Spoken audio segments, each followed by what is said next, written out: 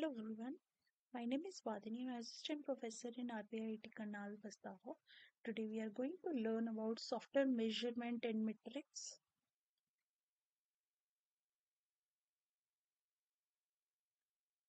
Software measurement. The measurement is a manifestation of the size, quantity, amount, or dimension of a particular attribute of a product or a process. The software measurement is a titrate input of characteristics of a computer software product or software process.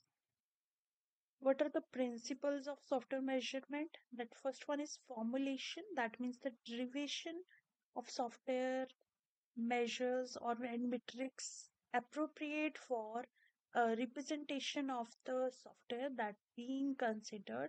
Second one is collection, the mechanism used to accumulate data required to drive the formulated metrics. Then the analysis, that the computation of the metrics and the application of the mathematical tools. An interpretation, that the evaluation of the metrics results insight into the quality of the representation. Last is feedback, the recommendation derived from the interpretation of the software metrics transmitted to the software team.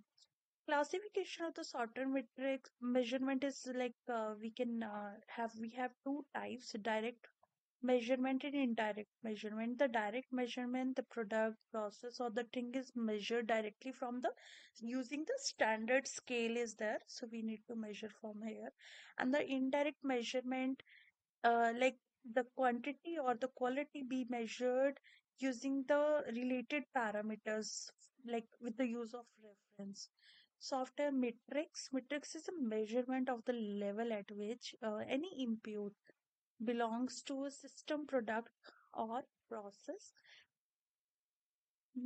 Software metrics are also the quantifiable or the countable assessment of the attributes of the software product.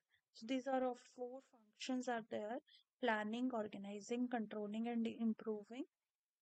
So let's discuss about the types of software metrics. Product metrics are used to evaluate the state of product, tracing risk, undercover prospective problems. The ability of the team to control is evaluated. For example, include the line of code and cyclometric complexity, code coverage, density, or code maintainability index. Then process metrics is pay particular attention to enhancing the long-term process of the team or organization.